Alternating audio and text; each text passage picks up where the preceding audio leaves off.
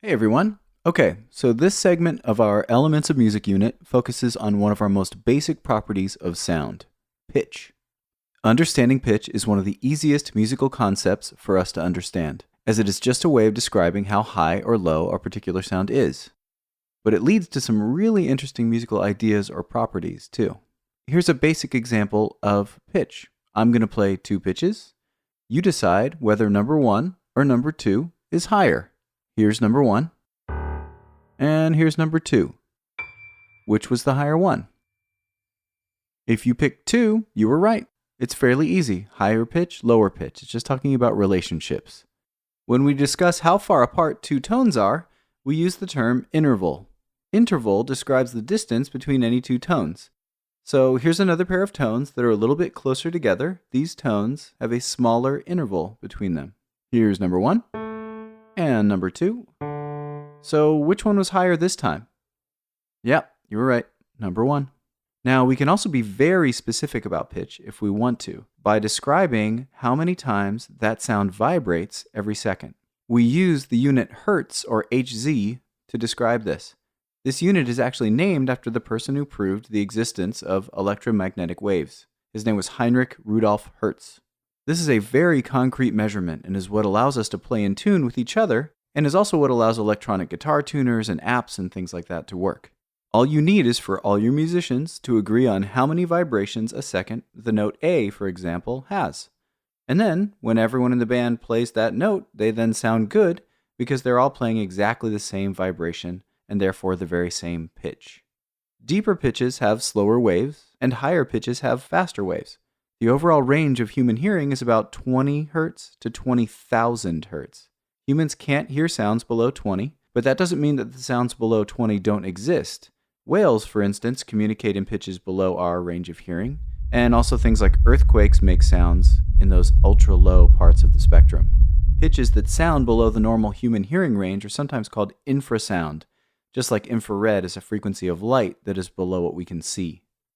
Sounds above the 20,000 Hz mark are why things like dog whistles work.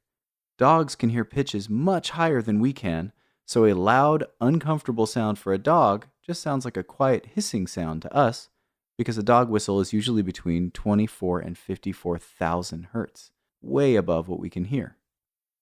Okay, so another kind of special property that goes along with pitch. Let's say A is 440 Hz. Something kind of special happens every time we hear a frequency that is double or half of this. Here's A at 440.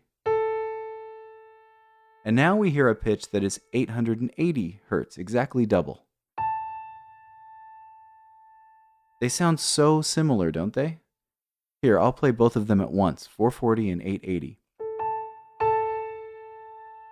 Amazing how smooth the two sound together, isn't it? This is a very important part of music because it is an important feature of how our minds interpret sound. When you hear 440, you hear a tone that in this case we're calling A.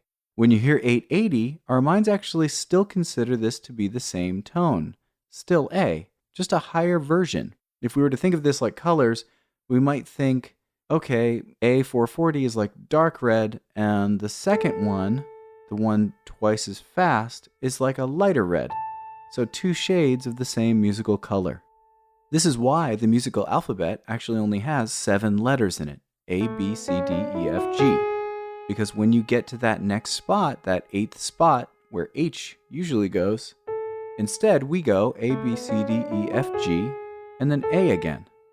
Mostly because to our minds, it sounds like something we've already heard, not like something new. Every musical culture in the world uses this idea to a certain degree.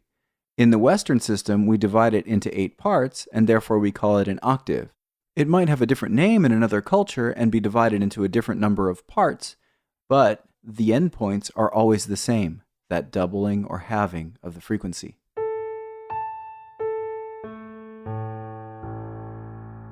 Here's an example of this. You should be able to hear a pattern repeating here. I'm going to play A, B, C, D, E, F, G, and then I'm going to play it again, A, B, C, D, E, F, G, but an octave higher, and then again an octave higher than that. I think you'll be able to hear that these 7 notes are repeating at different octaves, but in fact they are the same 7 notes over and over again.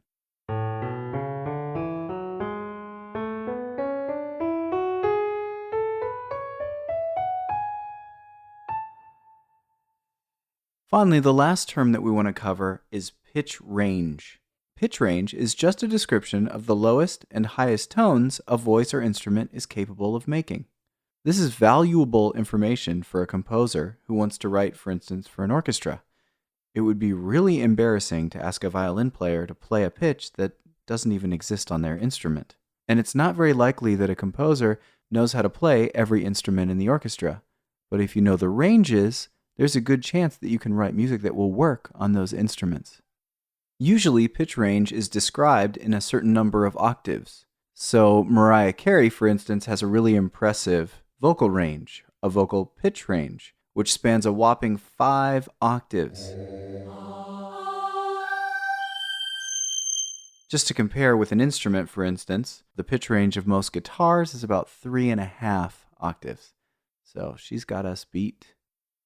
So to summarize the terms that we've learned this section, pitch, which is the highness or lowness of a sound, an interval, which is how we describe the distance between two sounds, the octave, which is a very special property of sound in the way that our minds interpret it, which basically is we hear the same color of tone every time the pitch doubles in frequency. And in the Western system, we divide that into 8 parts, therefore octave. Finally, pitch range is how high or how low a voice or an instrument can go.